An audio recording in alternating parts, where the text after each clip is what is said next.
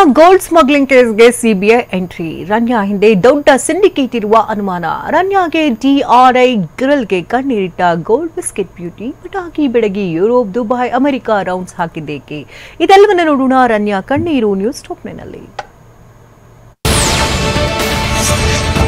ನಟಿ ರನ್ಯಾ ರಾವ್ ಕಟ್ಟಿರೋ ಚಿನ್ನದ ಗಣಿ ರಹಸ್ಯವನ್ನ ಡಿಆರ್ಐ ಅಧಿಕಾರಿಗಳು ಭೇದಿಸುತ್ತಿದ್ದಾರೆ. 3 ದಿನ ಕಸ್ಟಡಿಗೆ ಪಡೆದು ತೀವ್ರ ವಿಚಾರಣೆ ನಡೆಸುತ್ತಿದ್ದಾರೆ.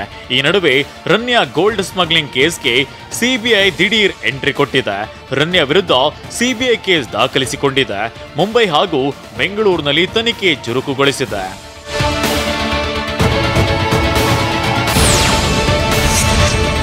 ಡಿಆರ್ಐ ಕಾರ್ಯಾಚರಣೆಯ ಸಮಯದಲ್ಲಿ ಆಕೆಯಿಂದ 12.56 ಕೋಟಿ ರೂಪಾಯಿ ಮೌಲ್ಯದ ಚಿನ್ನದ ಬಿಸ್ಕತ್ತುಗಳನ್ನು ವಶಪಡಿಸಿಕೊಳ್ಳಲಾಗಿತ್ತು. ಇದಲ್ಲದೆ ಅವರ ಮನೆಯಲ್ಲಿ ನಡೆದ ದಾಳಿಯ ಸಮಯದಲ್ಲಿ 2.06 ಕೋಟಿ ರೂಪಾಯಿ ಮೌಲ್ಯದ ಚಿನ್ನಾಭರಣಗಳು ಮತ್ತು 2.67 ಕೋಟಿ ರೂಪಾಯಿ ನಗದು ಪತ್ತೆಯಾಗಿದ್ದು, ಒಟ್ಟಾರೆ ವಶಪಡಿಸಿಕೊಳ್ಳಲಾದ ಮೊತ್ತ 17.29 ಕೋಟಿ ರೂಪಾಯಿಗಳಿಗೆ ತಲುಪಿದೆ. ಡಿಆರ್ಐ ಅಧಿಕಾರಿಗಳು ಪ್ರಕರಣದ ಬಗ್ಗೆ ಮತ್ತಷ್ಟು ಮಾಹಿತಿ ಕಲೆ ಹಾಕಲು ರನ್ಯಾಳನ್ನ ಕಸ್ಟಡಿಗೆ ಪಡೆದಿದ್ದಾರೆ. ಜಾಮೀನು ಪಡೆದ್ರೆ ತನಿಖೆಗೆ ಹಿನ್ನಡೆಯಾಗುತ್ತೆಂದು ಕಸ್ಟಡಿಗೆ ಪಡೆದು ಗ್ರಿಲ್ ಮಾಡ್ತಿದ್ದಾರೆ. ಆದರೆ ಅಧಿಕಾರಿಗಳ ಅದ್ಯಾವ ಪ್ರಶ್ನೆಗಳಿಗೂ ಉತ್ತರ ಕೊಡದ ರನ್ಯಾ ಕಣ್ಣೀರು ಇಟ್ಟಿದ್ದಾಳೆ.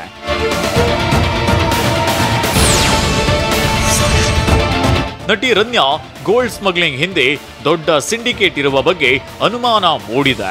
ರನ್ಯಾ ಹಿಂದಿನ ಸಿಂಡಿಕೇಟ್ ಪತ್ತೆ ಹಚ್ಚಲು ಡಿಆರ್ಐ ಅಧಿಕಾರಿಗಳು ಮುಂದಾಗಿದ್ದಾರೆ.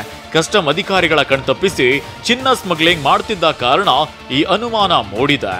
ರನ್ಯಾ ಹಿಂದೆ ದೊಡ್ಡ ಅಧಿಕಾರಿಗಳಿರೋ ಶಂಕೆ ವ್ಯಕ್ತವಾಗಿದೆ. ಹೀಗಾಗಿ ಆ ಅಧಿಕಾರಿಗಳ ಅಥವಾ ಕಿಂಗ್ ಪಿನ್ ಬಗ್ಗೆ ಮಾಹಿತಿ ಕೇಳಲು ಡಿಆರ್ಐ ಮುಂದಾಗಿದೆ. ದುಬೈನಿಂದ ಇದುವರೆಗೆ ಎಷ್ಟು ಬಾರಿ ಎಷ್ಟು ಚಿನ್ನ ತಂದಿದ್ದಾಳೆ ಅನ್ನೋ ಜಾಡು ಹಿಡಿದು ತನಿಖೆ ಮಾಡ್ತಿದ್ದಾರೆ.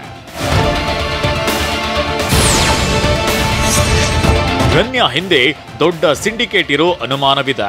ಹೀಗಾಗಿ ಕಿಂಗ್ ಪಿನ್ ಯಾರು ಅನ್ನೋ ಬಗ್ಗೆ ಮಾಹಿತಿ ಕಲೆ ಹಾಕ್ತಿದ್ದಾರೆ. ರನ್ಯಾಗೆ ಅಧಿಕಾರಿಗಳು ಕೂಡ ಸಾಥ್ ನೀಡಿರೋ ಶಂಕೆಯೂ ಇದೆ. ಹೀಗಾಗಿ ರನ್ಯಾ ಹಿಂದಿರೋ ಕಾಣದ ಕೈ ಯಾವುದು ಅನ್ನೋದನ್ನ ಪತ್ತೆ ಹಚ್ಚಲಾಗ್ತಿದೆ. ಇದೇ ವೇಳೆ ತನ್ನ ಟ್ರಾವೆಲ್ ಹಿಸ್ಟರಿ ಬಗ್ಗೆ ರನ್ಯಾ ಬಾಯ್ಬಿಟ್ಟಿದ್ದಾಳೆ. ತನಿಖಾ ತಂಡ ಚಿನ್ನದ ಬೆಡಗಿ ರನ್ಯಾ ಟ್ರಾವೆಲ್ ಹಿಸ್ಟರಿ ಕಲೆ ಹಾಕ್ತಿದೆ. ಏರ್ಪೋರ್ಟ್ ವಲಸೆ ವಿಭಾಗದಲ್ಲಿ ರನ್ಯಾ ಫ್ರೀಕ್ವೆಂಟ್ ಟ್ರಾವೆಲರ್ ಆಗಿದ್ಲು. ಅಂದ್ರೆ ನಿರಂತರವಾಗಿ ವಿದೇಶ ಪ್ರಯಾಣವನ್ನ ಮಾಡ್ತಿದ್ಲು. ಇದನ್ನೇ ರನ್ಯಾ ರಾವ್ ಬಂಡವಾಳ ಮಾಡಿಕೊಂಡು ವಿದೇಶದಲ್ಲಿ ಸುತ್ತಾಡಿದ್ಲು ಅನ್ನೋ ಮಾಹಿತಿಯೂ ಸಿಕ್ಕಿದೆ.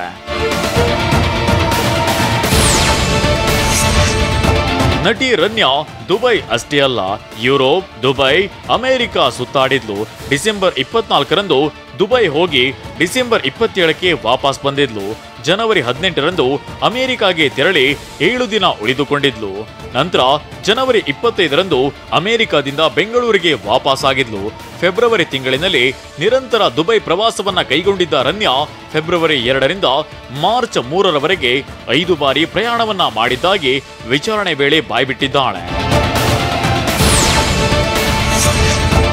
ರನ್ಯಾ ತಮ್ಮ ಕುಟುಂಬ ಜೊತೆಗೆ ಸಂಪರ್ಕದಲ್ಲಿ ಇಲ್ಲ ಅಂತ ಮಲತಂದೆ ಹೇಳಿದ್ದಾರೆ. ಆದರೆ ಇತ್ತೀಚೆಗೆ ರಾಮಚಂದ್ರ ರಾವ್ ಮಗ ವೃಷಭ್ ಮದುವೆಯಲ್ಲಿ ರನ್ಯಾ ಕಾಣಿಸಿಕೊಂಡು ಮಿಂಚಿದ್ದಾಳೆ. ಕಳೆದ ಫೆಬ್ರವರಿಯಲ್ಲಿ ನಡೆದಿದ್ದ ಹಿರಿಯ ನಟಿ ಜಯಮಾಲಾ ಮಗಳ ವಿವಾಹದಲ್ಲೂ ರನ್ಯಾ ಕಾಣಿಸಿಕೊಂಡಿರೋ ವಿಡಿಯೋಗಳು ವೈರಲ್ ಆಗ್ತಿದೆ. ಕರ್ನಾಟಕ ರಾಜ್ಯ ಪೊಲೀಸ್ ವಸತಿ ನಿಗಮದ ಡಿಜಿಪಿ ರಾಮಚಂದ್ರ ರಾವ್ ಅವರ ಮಲಮಗಳು ರನ್ಯಾ ರಾವ್ ಬಂಧನದ ನಂತರ ಪ್ರಕರಣ ಹೆಚ್ಚು ಗಂಭೀರವಾಗಿದೆ. ಈ ಕಳ್ಳ ಸಾಗಣೆಯಲ್ಲಿ ಯಾವುದೇ ಕಾನೂನು ಅಧಿಕಾರಿ ಅಥವಾ ಅವರ ಕುಟುಂಬ ಭಾಗಿಯಾಗಿದೆಯೇ ಎಂಬುದರ ಬಗ್ಗೆಯೂ ತನಿಖಾ ಸಂಸ್ಥೆಗಳು ತನಿಖೆಯನ್ನ ನಡೆಸುತ್ತಿವೆ.